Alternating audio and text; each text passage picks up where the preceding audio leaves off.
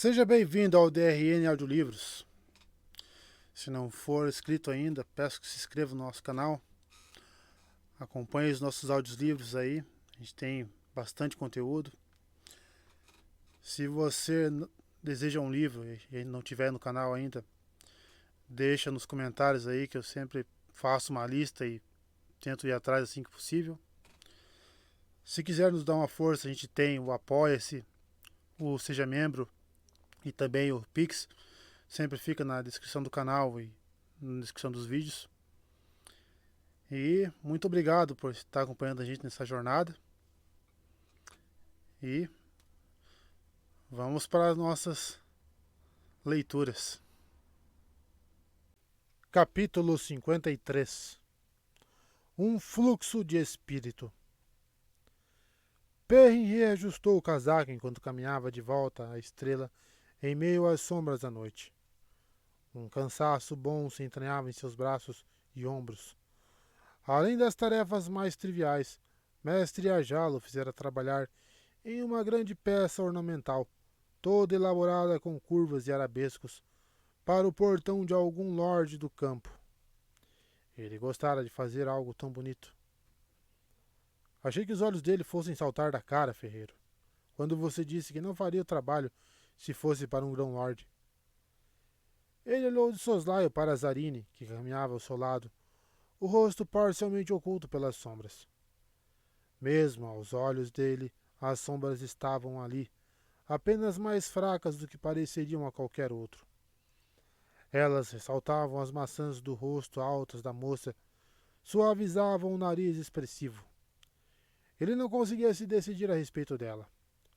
Ainda que Moiraine e Lan insistissem para que os dois não se afastassem da estalagem, Perrin gostaria que ela encontrasse outra coisa para fazer que não ficar olhando-o trabalhar. Por alguma razão, sentia-se cada vez mais incomodado todas as vezes que pensava naqueles olhos oblíquos a encará-lo. Mais de uma vez perdera o jeito com o martelo, fazendo o mestre Ajala franzir a testa para ele, espantado. As garotas sempre tiveram o poder de desconcertá-lo, sobretudo quando sorriam para ele. Mas Zarine nem mesmo precisava sorrir, apenas olhar. Ele se perguntou mais uma vez se ela seria a bela mulher a respeito de quem Minho o alertara. Melhor que ela seja o falcão. Aquele pensamento o surpreendeu de tal forma que chegou a tropeçar. Não queria fazer nada que fosse parar nas mãos de um dos abandonados. Seus olhos reluziam, dourados, a encará-la. Se fosse para um grão-lorde, como é que eu poderia saber para qual deles era? A jovem estremeceu. Não quis assustar você, Zarine.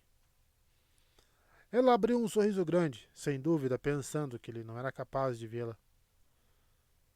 Você ainda vai cair, fazendeiro. Já pensou em deixar crescer a barba? Já é ruim o bastante ela estar sempre zombando de mim, mas metade das vezes eu sequer a compreendo.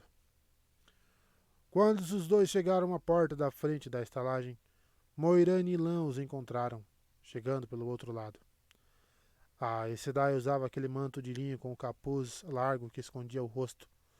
A luz saía das janelas do salão, formando poças amarelas na calçada de pedras. 2 ou 3 carruagens passaram fazendo barulho, e havia pelo menos uma dezena de pessoas à vista, correndo de volta para casa para o jantar, mas a maior parte da rua era ocupada pelas sombras. A loja do tecelão estava fechada. O silêncio era ensurdecedor. Rand está em Tear. A voz fria da Aes Sedai emergiu das profundezas do capuz, como se viesse de uma caverna. Tem certeza? Perguntou Perrin. Não ouvi falar de nada estranho acontecendo. Nenhum casamento, nenhum poço secando. Ele notou que Zarine franziu a testa, confusa. Moiraine não fora muito aberto com ela, e nem ele. Manter a boca de Loial fechada fora mais difícil. Não escuta os boatos, ferreiro? Perguntou o guardião. Houve tantos casamentos nos últimos 4 dias quanto nos últimos 6 meses. E tantos assassinatos quanto no último ano inteiro. Uma criança caiu da varanda de uma torre hoje, 100 passos até a calçada de pedras. Ela se levantou e correu até a mãe sem nenhum arranhão. A primeira de Mayenne, convidada da pedra desde o inverno, anunciou que vai se submeter à vontade dos grãos-lordes, depois de ter dito, ainda ontem, que Mayenne e todos seus navios arderiam em chamas antes que um senhor de terras taireno pusesse os pés na cidade. Os homens não tiveram coragem de torturá-la, e aquela jovem tem uma determinação de ferro. Então me diga se acha que isso não deve ser obra de Rand. Ferreiro, Tear está fervilhando como um caldeirão de cima a baixo. Para mim, esses acontecimentos não eram necessários como comprovação, explicou Moiraine. Perry, você sonhou com Rand ontem à noite? Sonhei, admitiu o rapaz. Ele estava no coração da pedra, segurando aquela espada. Senti o Zarine se remexer atrás dele. Mas andei tão preocupado com isso que nem me surpreendi com o sonho. Ontem à noite só tive pesadelos. Um homem alto? Perguntou Zarine. Com cabelos vermelhos e olhos cinzentos? Segurando alguma coisa que brilhava tão forte que doía nos olhos? Num lugar todo feito de enormes colunas de pedra vermelha? Ferreiro, diga que você não sonhou com isso. Sabe, comentou Moiraine, ouvi falar desse sonho mais 100 vezes, só hoje. Todos falam de pesadelos. Belal não parece se preocupar muito em blindar os próprios sonhos, mas falaram desse ainda mais do que todos os outros. Ela de repente deu uma risada que pareceu bater de um sino grave e frio. O povo diz que ele é o dragão renascido. Dizem que ele está vindo. Sussurram pelos cantos, temerosos, mas dizem. E quanto a Belal? Perguntou Perrin. A resposta de Moiraine o pegou de surpresa, cortante como uma lâmina. Vou cuidar dele hoje à noite. Ela não exalava cheiro de medo. Vamos cuidar dele hoje à noite, consertou Lan. Sim, meu Gaidin. Vamos cuidar dele. E o que é que vamos fazer? Vamos ficar sentados aqui, esperando? Já esperei nas montanhas o suficiente para uma vida inteira, Moiraine. Você, Loyal e Zarine vão para Tarvalon, respondeu a Aes Sedai. Até isso terminar. Lá será o lugar mais seguro para vocês. Onde está o Ogier? Perguntou Lan. Quero vocês três no caminho para o norte o quanto antes. Lá em cima, imagino, respondeu Pei. No quarto dele, ou talvez no salão de jantar. As luzes de lá estão acesas. Ele vive trabalhando naquelas anotações. Acho que vai ter muito a contar no livro sobre as nossas fugas. Ele se surpreendeu com o amargor da própria voz. Luz, seu idiota. Está querendo enfrentar outro abandonado? Não. Não, mas estou cansado de fugir. Eu me lembro de quando não fugi. Lembro de partir para a luta, e foi o melhor. Mesmo achando que eu ia morrer, foi melhor. Eu vou chamá-lo, anunciou Zarine. Não tenho vergonha de admitir que fico feliz em fugir dessa luta. Os homens lutam quando deveriam fugir, e os tolos também lutam quando deveriam fugir. Mas eu não precisava ter dito isso. Mas eu não precisava ter dito isso 2 vezes. Ela saiu na frente do grupo a passos firmes, as saias justas e divididas balançando ruidosamente por conta do atrito do tecido. Perrin examinou o salão enquanto o grupo seguia Zarine até a escadaria dos fundos. Havia menos homens às mesas do que ele esperava. Uns estavam sozinhos, os olhos fitando o vazio, mas alguns grupos de 2 ou 3 conversavam em sussurros assustados, tão baixos que seus ouvidos mal podiam captar. Mesmo assim, ele ouviu 3 vezes a palavra dragão. Ao alcançar o topo da escada, ouviu outro som baixo. Um baque de algo caindo no salão de jantar privado. Ele examinou o corredor naquela direção. Zarine? Não houve resposta. Sentiu um arrepio nos pelos da nuca e avançou para onde ouvira o som. Zarine? Ele empurrou a porta. Fale! Ela jazia caída no chão, perto da mesa. Quando Perrin fez menção de correr para dentro do salão, o comando de Moiraine o fez parar. Pare, seu idiota! Pare pela sua vida! Ela avançou lentamente pelo corredor, virando a cabeça como se tentasse ouvir ou procurasse algo. Lan seguia atrás dela com com a mão na espada e um olhar que revelava que ele sabia que o aço de nada adiantaria. Ela andou até o lado da porta e parou. Afaste-se, Perrin. Afaste-se. Ele olhava para Zarine, aflito. Para Faile. Ela jazia ali, inerte. Por fim, se forçou a recuar, deixando a porta aberta e se posicionando de modo a ainda poder vê-la. Ela parecia morta. Perry não conseguia ver o peito dela se mexer. Queria uivar.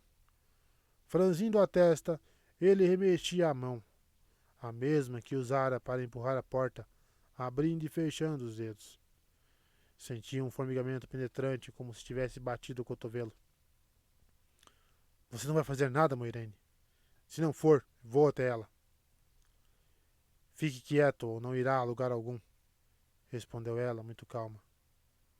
O que é aquilo perto da mão direita dela? Parece que ela soltou quando caiu. Não consigo identificar. Perrin cravou os olhos nela, depois espiou dentro do quarto. Um ouriço. Parece um ouriço entalhado em madeira. Moiraine, diga o que está acontecendo. O que foi que houve? Me diga. Um ouriço, murmurou a mulher. Um ouriço. Fique quieto, Perrin. Preciso pensar. Senti o disparo. Consigo sentir os resíduos dos fluxos entrelaçados. Espírito. Puro espírito, nada mais. Quase nada requer fluxos puros de espírito. Por que aquele ouriço me faz pensar em espírito? Você sentiu o disparo de quê, Moiraine? O que é que havia aqui? Uma armadilha? Sim, uma armadilha, respondeu a mulher, a irritação abrindo leves rachaduras naquela calma fria habitual. Uma armadilha para mim. Eu teria sido a primeira a entrar neste salão, se Zarine não tivesse corrido na frente. Lan e eu, com certeza, teríamos entrado aí para traçar nossos planos e esperar o jantar. Fique quieto se quiser que eu consiga ajudar essa garota. Lan, traga o estalajadeiro aqui. O guardião disparou a escada abaixo. Moiraine andava de um lado para outro no corredor, às vezes parando para espiar pela porta das profundezas do capuz.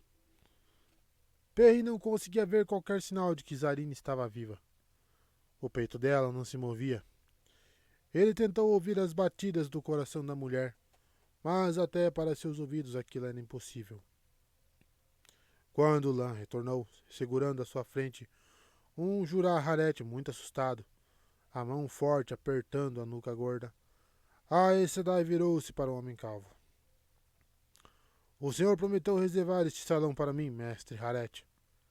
A voz dela era severa e precisa como uma faca afiada. Prometeu não deixar sequer a criada entrar para limpar se eu não estivesse presente. Quem foi que o senhor deixou entrar, mestre Hareth? Diga. Hareth tremia como um pudim. Só as duas ladies, senhora. E elas queriam deixar uma surpresa para a senhora. Eu juro, senhora.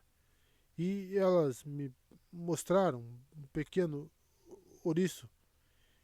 E elas disseram que a senhora ficaria surpresa. Eu fiquei surpresa, estalajadeiro, respondeu Moiraine em voz baixa. Saia daqui. E se disser uma só palavra sobre isso, mesmo durante o sono, derruba essa estalagem e deixo só um buraco no chão.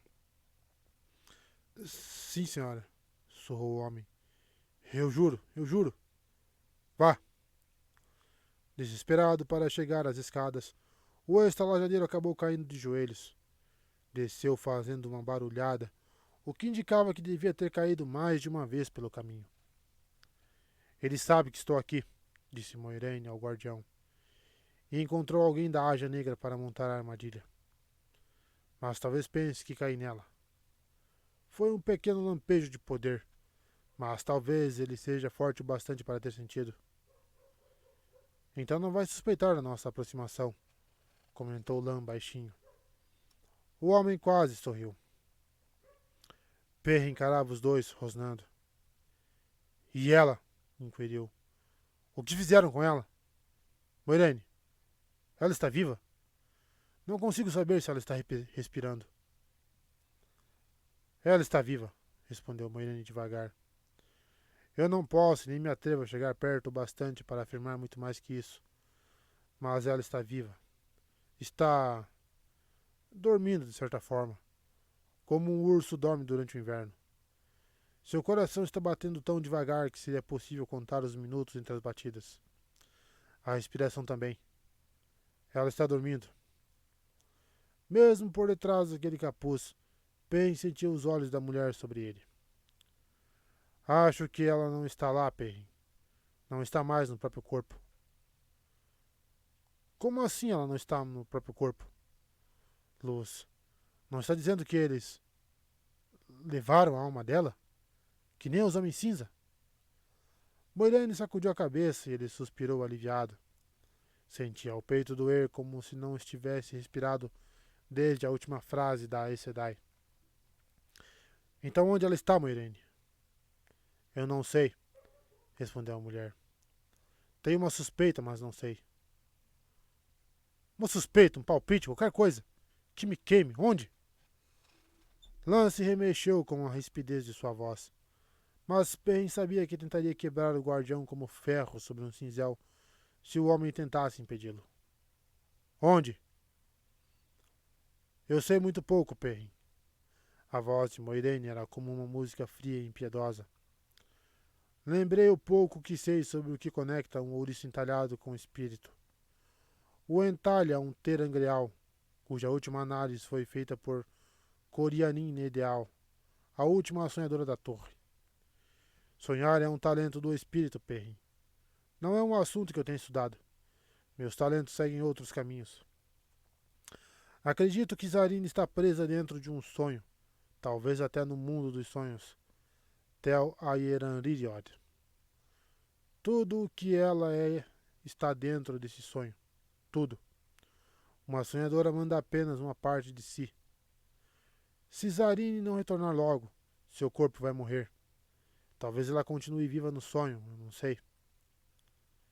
Tem muita coisa que você não sabe, murmurou Perrin. Ele olhou para dentro do salão e quis chorar. Zarine parecia tão pequena ali, deitada, tão indefesa. File. Juro que só vou chamar você de File para o resto da vida. Por que você não faz nada? A armadilha foi disparada, Perrin. Mas é uma armadilha que ainda pode pegar qualquer um que entra no salão. Eu seria pega antes mesmo de alcançá-la. E tenho trabalho a fazer hoje à noite. Que a queime, Aes Sedai. Que o seu trabalho queime. E esse mundo dos sonhos?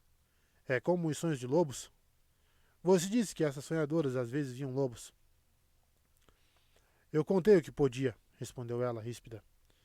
Está na hora de você partir. Lan e eu precisamos ir para a pedra. Não podemos mais esperar. Não, interrompeu Perrin baixinho. No entanto, ergueu a voz quando Moiraine abriu a boca. Não, eu não vou deixá-la. A Aes Sedai respirou fundo. Muito bem, Perrin. Sua voz era gelo, calma, suave, fria. Fique se desejar. Talvez sobreviva a esta noite. Lan. Ela e o guardião avançaram pelo corredor até os quartos. Retornaram dentro de instantes, Lan com o manto que mudava de cor, e desapareceram pelas escadas sem dizer uma palavra. Ele olhou para a File pela porta aberta. Preciso fazer alguma coisa. Se isso for como os sonhos de lobo. Perrin. O ressoar profundo de Loial fez-se ouvir. O que foi que aconteceu com File? O Ogier seguia apressado pelo corredor, em uma camisa de manga, com tinta nos dedos e uma caneta na mão. Lan falou que eu precisava ir embora.